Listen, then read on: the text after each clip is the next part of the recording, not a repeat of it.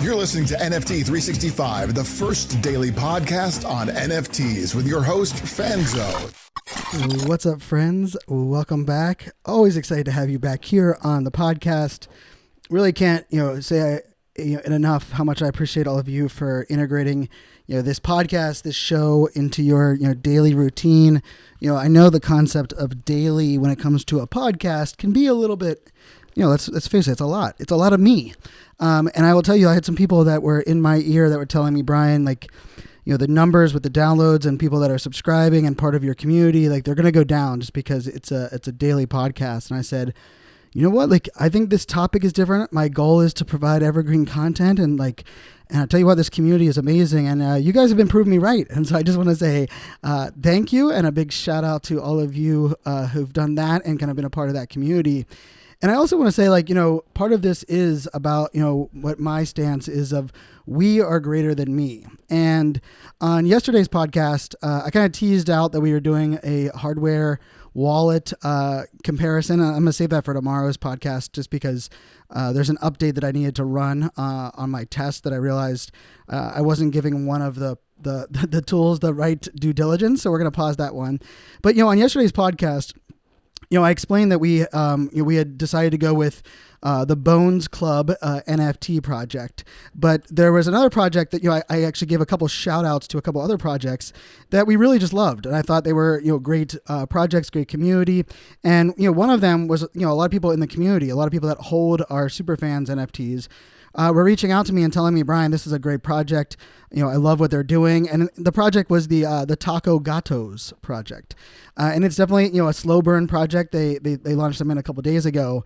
And I'll tell you, their mint today is still live. And so you know what that means? Is that we've decided to mint them as part of our project for Mint 365. So I know yesterday I discovered them. I actually bought a couple of them myself yesterday. But for today, they're going to be our today's Mint 365 project. And so, kind of with that being said, listening to the community, believing, hey, this is about together we make an impact, together we make a difference. Today's episode, I'm going to take 6 questions. I got a plethora of questions, which... Plethora is one of my favorite words. I don't know if you guys have favorite words. I know that might be funny for a lot of people because I love numbers and I have favorite words, all of that stuff, all that fun stuff. But I like the word plethora, and I got a plethora of questions from the Facebook group of people that are replying to my Instagram stories, and also in the Discord. And so I pulled some of those questions in for today's episode because the episode we did a little while back on 11 questions from the audience, I've still been getting messages about how helpful that episode was. And so I'm gonna jump into these 6 questions, but I also want to just level set one thing real quick. And that is, in this culture of NFTs, there can be a very elitist feel. There can be a very, you're not one of us, so don't try to be one of us feel. And I think that's unfortunate because the numbers are pretty glaring right now, right? If you looked at the numbers of people in this space, we are early adopters. We are without question early adopters. And I'll say, I give a shout out to Maddie, who's DCL blogger on Twitter. He posted a tweet today and said, probably less than 4 million people have bought an NFT as of today. What's this space going to look like when there's 400 million people, right? 400 million people that have actually bought an NFT, let alone 4 billion. And I think that's such an important perspective to be in, right? Because it's very easy to be like us versus them, or, hate on one style of projects, or call people out that, want to be a part of a project that the floor has gone too high. But guess what? We are all early adopters, and I will bang this drum until y'all stop listening. And I'll probably still be banging this drum, is that, as a collective whole, we need to lift each other up. We need less talking down and bashing other projects, other people, because when we think about it, really, this kind of goes into these questions that we're going to, cover on today's episode. A lot of people on my Facebook page, when I asked them, I asked the question on my Facebook page, what's the number one thing that you don't understand when it comes to NFTs? And what my most popular reply was, and I got a bunch of replies. You know what my most popular one was? All of it. All of it was what most people said, right? And I think it's such an important thing, because if you're listening to this podcast right now, you're taking a step that most people haven't even welcomed into. And that's getting educated. And I hope that for many of you, maybe you're learning, but you're like, you know what, I'm not going to be ready to buy an NFT anytime soon or launch my own NFT anytime soon. And guess what? That's okay. That's perfectly okay. But I think it's vital to stay up to date, stay in the know, and even know what you don't know, so that when the timing is right, that the things will be aligned and you'll be ready to jump on it, right? Like I believe, it's not about being the first, being early, the first adopter, first advantage, right? Like I've said, I share this a lot, right? Like, I think, Google was the 37th search engine, right? 36 other search engines came before it. But I can guarantee you, Google just didn't wait till there was 36 search engines in the market and then decide to jump in there, right? Like the idea is like we need to learn and listen, understand some trends, and really come together as a community. So you'll notice on my Twitter feed, that's kind of been my mantra and my focus. So let's jump into the questions. All right, and the first question comes from Axon Genesis. And he said, if you connect your wallet to a bad site, and I'm not talking about entering your seed phrase, can they steal your crypto or NFTs? I would think it would require some type of approval on our end, but not just connecting the wallet. And is there any security risk with connecting sites to MetaMask, such as the ability for them to take anything from me? Great question. And I've covered pretty in depth the security aspect, but if there's two things that I think we can cover in every podcast, it would be security and mental health. Like we have to take care of ourselves, recognize the mental health, the wear and tear that this can also take on our mental health, and then also the security. And so here's how this works, right? If you give someone your seed phrase, it is like giving them the keys to your car. They can drive that car no matter where you park it. They have the ability to take it from you. Now, the flip of that is, it doesn't mean that just the only way that you are vulnerable is giving up your seed phrase. Because here's how your wallet works. Much like we call it authorization, OS authorization, single factor authentication.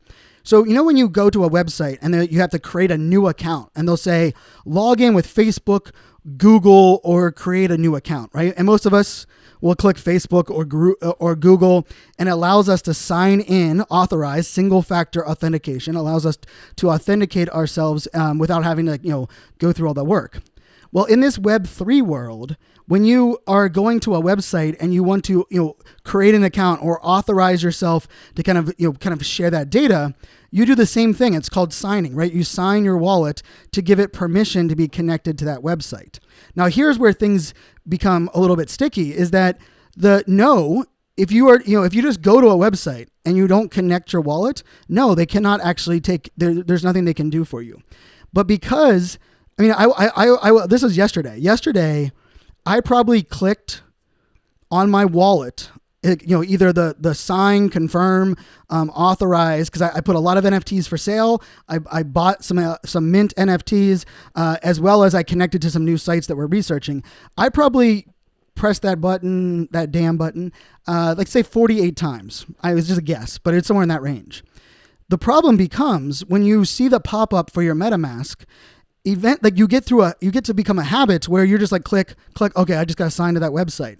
And in some cases, you will sign to a website that isn't saying they want to connect to, they're not actually doing it from a standpoint of, connecting to authenticate. They're connecting to transact. And so you just have to be careful where you're doing that from. And then I tell you, every single time, in my opinion, or at the end of every week, it is Sunday. I think every Sunday is a great time to do it. So this is your PSA for everyone that's out there. And it's what I'm doing right now as we speak. I just pulled mine up while we're recording the podcast, and I have a bunch that are on here, right? So I'm no different than everyone else when it comes to, this kind of work. But what you need to do is you need to go in and you need to click delete or disconnect next to all of your connected sites. So where do you do that again? You go, you open up your MetaMask, you click those three little dots, you click connected site, and then you're going to want to disconnect next to all of them. Now, do you have to do that? No, because for the most part, a lot of these sites are still active, right? Because I probably just, bought something from them or was checking them out. But here's the thing. If one of those sites, gets hacked, or let's say one of those sites no longer is owned and someone sells it to a bad actor, Now they have that your site is already kind of pre-authorized. So now they don't even need you to sign something. They just need you to go back to that site somehow. And so there's different ways that they can go about doing that. And so you kind of have to keep that in mind when you're playing this kind of game. And so to answer your question, you do have to kind of authenticate. You have to approve them kind of connecting. But that doesn't mean that you won't do that without even realizing what you're doing. And that's also important when it comes to, there are some websites that they do that auto connection over and over and over again. And I will tell you, I message the teams and I tell them that is not okay, right? Like if you go to a website to mint an NFT, sometimes it'll say like connect your wallet and you'll hit deny. It'll say connect your wallet again and just keeps doing it over and over again. And that's something we want to avoid. But yes, you are correct. And you want to make sure that you disconnect your connected sites. I like to do it every Sunday night, which just happens to be right now. But definitely something to consider, definitely something to factor in. So love the question. And just remember, friends, when you're going to actually transact, which means you're going to buy or sell an NFT, just be very aware of what tabs you have open. Try not to have any others open, and just be very aware of what you're clicking on, right? If you're not buying and selling and your wallet, like my wallet right now, my active wallet right now only has, I think it has less than 0.001 ETH in it, right? It actually has 0.01 ETH in it at the moment, $26 worth. Why is that, you might be wondering? Because I don't store my crypto in the wallet that I'm also going to be minting NFTs for, because I don't want that single point of failure, right? I want my crypto is stored in a Gemini wallet. That is where I store my crypto. I use my Coinbase exchange, and then I buy things with my MetaMask. So if someone happens to hack my MetaMask or I click on the wrong button, yes, they could get my NFTs that are connected to that individual wallet, but they can't go through my exchange, or they can't connect to another wallet. So I try to mitigate that risk by having my crypto stored in another wallet. I don't keep things stored in my exchange. I don't keep things stored in the wallet that I am minting things from. But it is okay to transfer. When I'm going to yesterday, I had 0.9 ETH in that wallet, in my MetaMask wallet, because I knew I was making a bunch of transactions for the day, and I was perfectly okay with that. So just keep that in mind. And thanks, Exxon Genesis, for that question. Number 2, the question comes from David. It says Kukowski, and he says, why do mints wait 7 days to reveal? I'm still hesitant to jump in on a project and mint my first NFT. Still trying to get my handle, get over the trust hurdle. I know mints are supposed to be random. Are these long art reveals making sure certain wallets are getting certain rare ones? And I think this is a great question, because it can feel like that. But here's the trend. When I first got into the NFT space last summer, it was not you. It was an instant reveal game, right? You minted the NFT on the website. You went over to OpenSea, and the generative art that you had was there. But what had happened was there started to create this secondary market prior to the art reveal that people have leaned into. So what happens is, and this happened yesterday, right? Yesterday, one of the projects that I was really looking to mint, it sold out pretty quickly. And if they would have revealed the art right away, I probably would have just been like, well, I'll have to wait and see how that project goes. But because they were waiting 24 hours to reveal the art, I jumped in and people were selling it because if you could mint it for 0.07, people were selling it for 0.1 because they could do a 0.3 gain and a 0.03 gain. And so there became this little market between when the project sells out and the art reveal, where it's just a little bit of FOMO, and it happens to be a trend up. So there's a lot of volume that happens there. So people have kind of leaned into that. For me, I'm starting to really resent that concept, right? But no, it is not so that they can, and a majority of projects, it is not so that they can then pick and choose the wallets that they want the art to be generated, the generative art to be sent to. The way it does work is that art is randomized, right? And for the most part, like there are some projects that have been malicious with this, but for the most part, the art randomization of who gets what is built into the smart contract when you're actually minting the NFT. The only and here's how that works is that NFT is already associated with it when you're purchasing it. The metadata hasn't shown up for us to see it. And so some projects have gone 7 days. One of the projects that I have has gone 45 days, where we bought the NFT in the beginning of December, and we just now got the art reveal. Degen Dogs is the name of that one. And I think that's ridiculous, right? And there's this like balance, and I like the projects that instantly reveal. I think there's something cool about that, and it also like there's like that dopamine hit, and it's kind of like opening a pack of cards.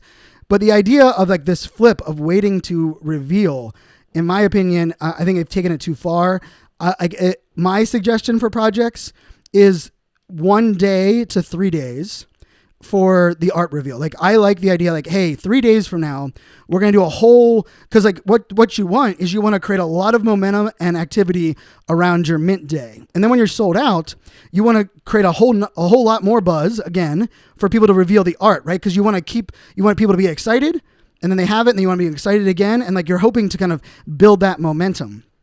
But I think when you start going longer than 3 days with the art reveal, I think it starts to get a little bit ridiculous. I don't blame you, David, for having a little bit of that hesitation. I will say for a lot of the projects, I do inquire before I buy them when they're actually going to do the art reveal. Most of them, if not all of them, are pretty good at making that public information. And if a project is waiting longer than I kind of want, then I might not actually buy that project as a whole. So great question, David. Thanks for asking it. Number 3, it says, hey, Fanzo, I loving your podcast. I appreciate that. Question, he said, have you discussed, or can you discuss, the idea of gifting NFTs? Specifically, I would like to make sure NFTs to give to people. I primarily use OpenSea and would be very interested in your thoughts on good ways to gift NFTs, and give your consideration to Ethereum and Polygon NFTs for gifting. Now, there's 2 parts of this, right? When you can transfer an NFT to anyone's wallet. If it is an Ethereum NFT, if it's on the Ethereum blockchain, then there's going to be a gas fee, of course, associated with that when you're making that transfer. Now, if you are transferring an NFT on Polygon, which is also available inside of OpenSea, there will not be a transaction fee for the most part. But here's the caveat to that. For when that person with the Polygon NFTs, when they actually put that NFT for sale, in many cases, the cost to post an NFT for sale on Polygon ends up being much higher than one on Ethereum, because it's actually putting it onto the blockchain at that moment. And I've kind of run into that myself. So if you're thinking about, if the question comes from, and I'm sorry, this is from Buddy over on our Discord. If the question is like, you want to gift your own NFTs, then I think you just have to consider, like, what are people going to do with them, right? Because it's going to be lower overhead for you on Polygon, right? I mint it on Polygon, I put it on OpenSea, I transfer it to people's wallets. But when those people go to put it for sale, it's going to be a higher price. If you're talking about gifting NFTs that are in your wallet, all you're doing is putting the transfer fee. And I do that a lot. I shout out to my good friend, Lindsay. Lindsay actually bought her first 2 NFTs with me today at Buffalo Wild Wings. And I had gifted her a Blaze Cat NFT and an NFT Blockheads NFT a little while ago. And so I just said, hey, Lindsay, send me your wallet address. She sends me a wallet. I hit the transfer button inside of OpenSea. I put her wallet ID in there, and I hit transfer, and it popped up. I think it cost me $12. The first one, I think it cost $16 the second one, and then it transfers directly to her wallet. So yeah, there isn't as much risk there, but definitely great questions, and definitely something we have to be aware of, and especially understanding it as creators, right?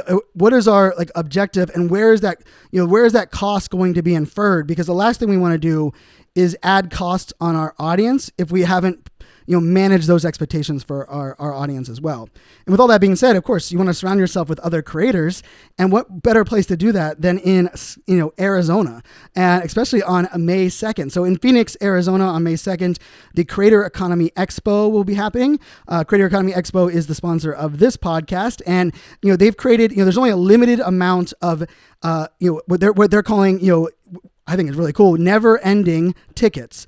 And those never-ending tickets, if you mint them on their website today, they actually get you VIP access to not only the event in May, but also events that are happening after May that they're planning out right now. So definitely check it out. It is mint.cex.events. That is mint.cex.events. It is the first event that they're doing is in May 2nd in Phoenix, Arizona. And even if you can't make it there on May 2nd in Phoenix, Arizona, definitely want to get your hands on one of these passes so that you can attend, future events. And the beauty with NFTs, remember, is if you end up not being able to attend, you can always sell those passes to those that can attend end, which is always a great thing to do. So shout out to CEX for sponsoring the podcast. And if you want to get a $200 discount on the event, just use code NFT365. So excited to have them on as sponsors. And so we're going to jump over to question number 4. And it says, hey, Fanzo, we are minting a new NFT. When you say you're minting an new NFT every day, it actually means that you are buying a new NFT in the mint phase, right? I'm confused at the double meaning of minting. I think its meaning should be restricted to creating your own piece of art. Great question. And here's the concept of minting. Is that if you are minting an NFT, you're the first one. Your name, your wallet, is the first owner of that NFT on the blockchain. And the reason that is confusing is that when I launched our NFTs, I actually minted them myself and then transferred them to others who became the second owner of it, right? But when I'm minting an NFT for our project, I'm buying mint NFTs that are in the mint phase. But technically, that I am still buying mint NFTs because I am the first owner of them when I'm doing so. But I could not agree more that wording becomes confusing. And if you even go back and listen to our first couple podcasts, I didn't do a great job of kind of delineating that. And I had people coming to me and say, Brian, you're launching a new NFT every day? And I'm like, no, I launched a series of NFTs on December 12th. Like, what do you mean? And I understood that confusion. So for the project, we are buying an NFT every day that is in the mint phase, which means they have not. It's either launch day, or they're in their launch cycle still, and they have not sold out. And so it is a little confusing. And hopefully, I don't like to really dive too deep into arguing syntax, and I don't know if I don't believe I have that much influence to change the narrative around that, but I am very aware and conscious of when I am saying that, it's important to kind of level set that. So great question. I appreciate that one being asked. All right. Gavin on the Road asked, I have a question about the podcast. You say that you were, sorry, that was the one I just, that was the one that we just answered. So that was not the right one. So the next one says, Brian, I'm curious about pricing your NFTs. I like to sell a couple of my NFTs, but I don't want to price them too low. How do I know where to price it? I notice ranking in rarity sites can be a little bit different as well. So here's the truth, is it right? Your NFT is only as valuable as what other people are willing to pay for it. So when you're thinking about, putting your NFT up for sale, one of the things that I look to do is I like to look at the activity of that NFT project and look at some of their recent sales. I'll go back, maybe through 50 sales, and I'll look and say, what are some of them that are selling at the range that I'm thinking about? And one of the things you have to think about is, and this is really kind of like the more confusing aspects here of NFTs, is that if your NFT is more rare, which means you're going to sell above the floor price, because the floor price is the current lowest for sale NFT, of that collection. And if yours is more rare, right? Like for my Crypto Chicks NFT is number 101 of 10,000, right? And so the floor, which shout out to Crypto Chicks who were on our podcast a couple days ago, when they were on our podcast, their floor was 1.3. Today, just before this episode, their floor is 2.4 Ethereum. So shout out to them. Love seeing them getting all the love. Just was a rock star on the podcast. She's definitely already doing some amazing things, and I'm just really excited for them. But for that example, right? So their floor is 2.4. But the NFT that I have is ranked in the top one. I mean, it's the 101st most rare NFTs. So when I'm going to sell that, one of the things I'm going to look at is what are people selling their NFT for around my rarity level, right? I'm gonna look at that, right? And so when I look at that, I'm like, wow, some of these people have it set for like 20 or 50 ETH, right? Which is usually like, hey, I don't have no plans on selling it unless you make it this offer too good to be true, right? But then I look kind of down further, right? And I'll go to to the 200s and the 300s, and I'll look at oh, look at that. That one's for sale at this amount. Now here's the thing.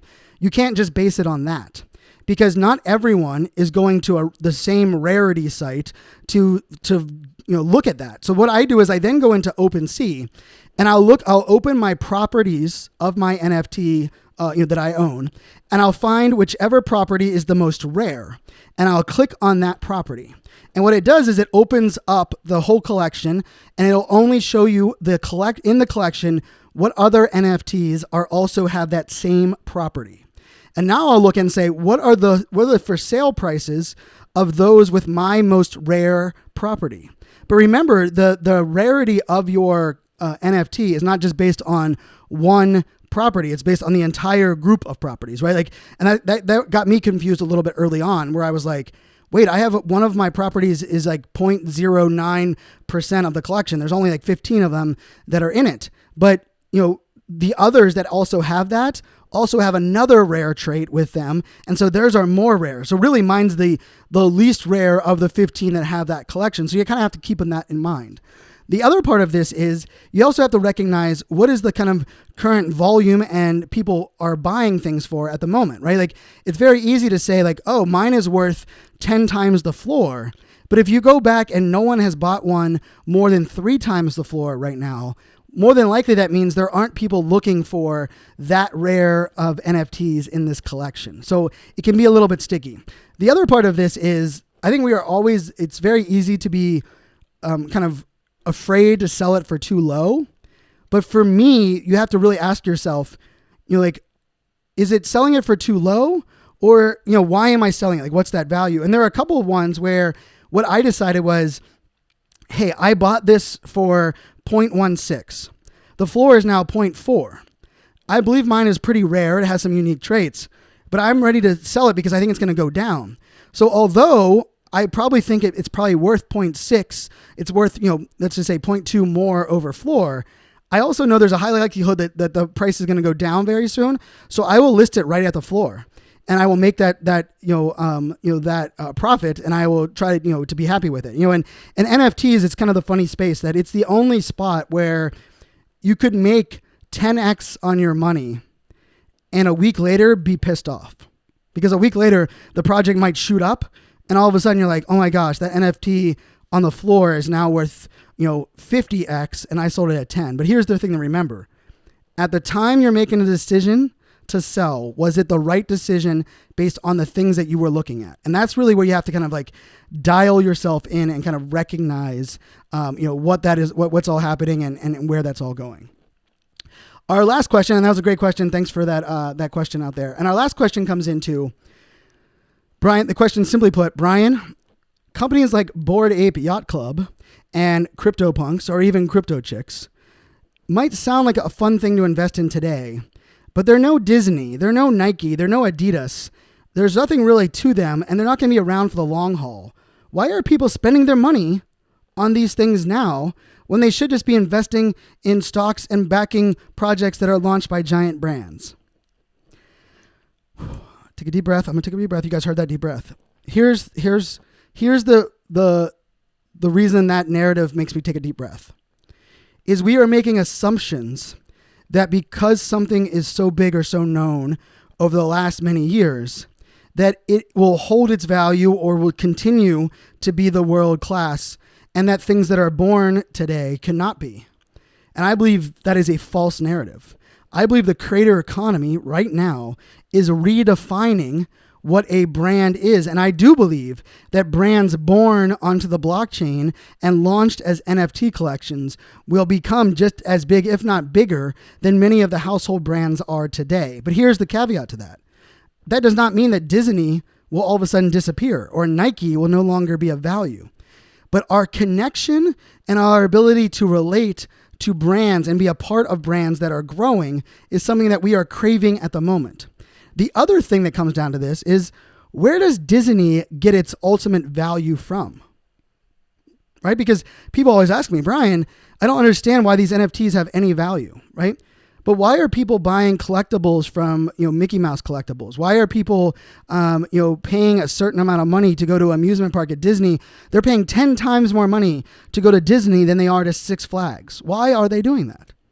Because they believe they value that experience that they're getting is higher there at Disney, right? There's also some like cliche and bravado that you're going to Disney, right? Like no one has actually said they won the Super Bowl and I'm going to Six Flags, right? They've said they're going to Disney.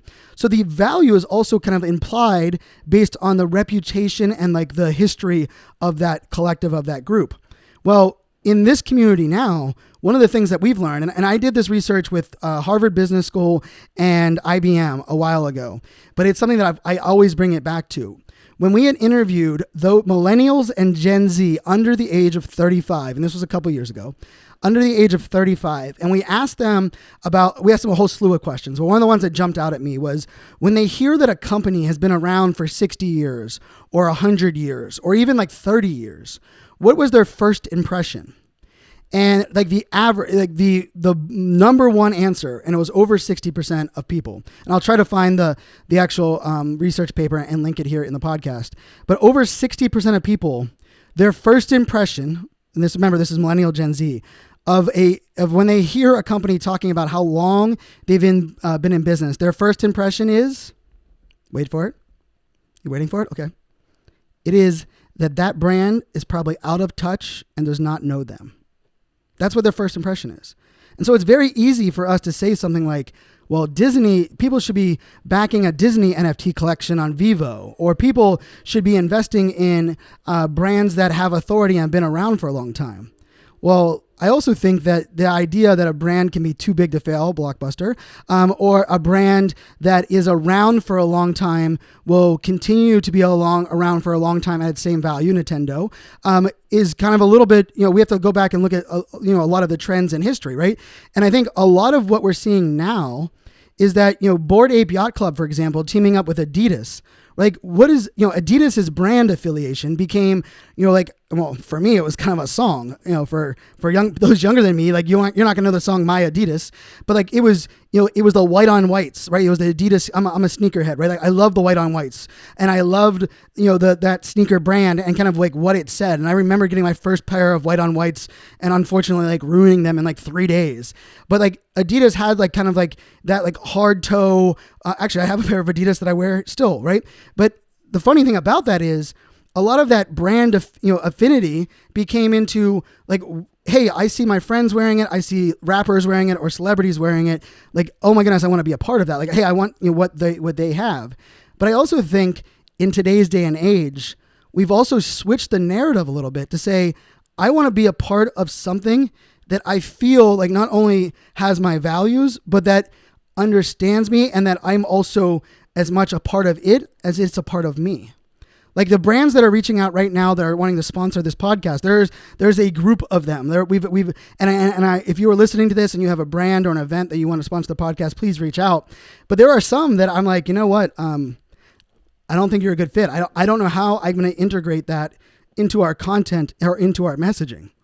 And that might sound naive, and I might be costing myself some money. But here's the thing.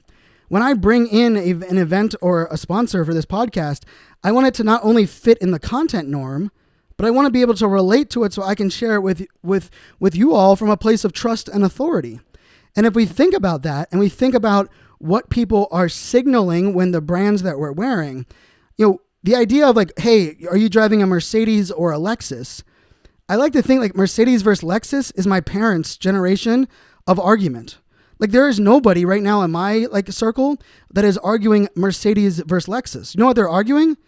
Tesla versus not having a car, right? Great, better for the environment.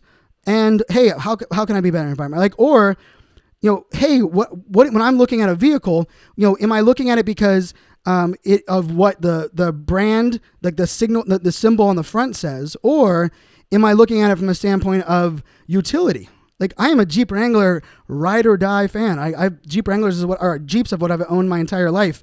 1998 Jeep Wrangler was my very first vehicle. I'm currently driving a 2011 four-door Jeep up on 35-inch tires. And for me, like the beauty of that Jeep is that, it does signal something when I drive it, but it also is wear and tear. I parked it up on the snow today with my daughters in it because you know what? I don't have to care about curbs. I also don't have to care about a lot of things that I don't want to care about. And so it's very easy for us to fall into the trap that says these kids are investing in their pictures, their picture NFTs, and these brands aren't going to be around. They should be investing in the more, the brands that have been here forever. Last time I checked, brands that try to move into new spaces, there's a mass majority of them that lose their narrative, that forget what they're all about, but also cannot adapt. Like, why is like this whole idea of startup culture so important? It's because, you know, that being nimble and that being innovative is so essential for growth and adoption across the board. And so I'm going to challenge that narrative all the time, not challenge the fact that I believe Disney can't provide great value. I actually do. I mean, my clients of IBM, Dell, Samsung, SAP, you know, I get to speak at world events for a lot of these companies. And I believe these companies have the ability to stay relative, you know, and be relatable to their audience and connect and leverage new things. They have a lot of money at play. But that it does not mean there isn't a massive amount of space for new projects and new ways for people to become a part of a brand.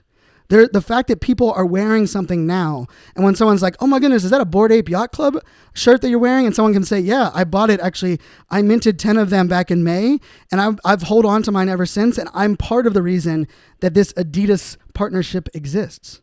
You can't say that elsewhere. Like, I didn't get Michael Jordan to start wearing Nikes to where Jordans became like the thing. And I am a massive Jordan collector, right? Like, I also love Converse, Chuck Taylors. I have more of custom Converse Chuck Taylors than I do of any other shoe. But it's definitely something to just consider and keep in mind. So I want to say thank you to everyone who submitted their questions. If you have questions for the podcast, jump into our Discord. It is discord.gg/ADHD coin. So that is discord.gg/ADHD coin. And we actually have a channel that just says questions for the podcast. And I will be doing these probably once a week. I feel like you guys have really done a great job of giving me feedback on sharing that you like these type of things. And I would love to bring in more of your questions. And we also have that new exciting thing that's going to be rolling out in 2 days. Which is the proof of podcast that we're going to be rolling out. We're going to be able to reward all of you that are listening to the podcast and that put in a special word. We're going to give you, I'm going to explain all of that on February 1st, so you guys will enjoy that. But when I put that out there because part of that will also be, you know, I might be able to give out, you know, these proof of podcast NFTs to those that ask great questions in the Discord as well. And if you're not in the Discord, you don't have to go at Discord. You know, feel free to DM me a question that you have either on Twitter or on Instagram. It is iSocialFans with a Z, iSocialFans with a Z. Keep your questions coming, keeping them all, you know, this is very much, you know, Ask Fanzo, right? And I love all the questions we had today. And then finally, I'll leave you guys with this for, you know, the narrative there. And I'm sorry, I keep saying I'll leave you guys. And that is not indicative to me saying a certain gender. And I want to get better at my using, you know, language that is inclusive. You will never hear me calling everyone bros. I think that is something that is definitely something we have to stop doing. But I also am aware that I sometimes use the word guys, right? And I want to get better at that. I probably have used it 6 times in this podcast, and I am well aware of that. And hopefully you'll give me the latitude to improve that language. And I even open up the podcast now with like, what's up, friends, right? Because I want to be inclusive. And I will say, like, that's part of this whole narrative, and part of what I believe we all have to be open to is that I'm going to challenge everyone to find avenues and paths that allow you to be open to learning and exploring ways that we can be more inclusive in everything that we do in every day of our lives, including the language that we're using, the people that we follow, those that we support or hire.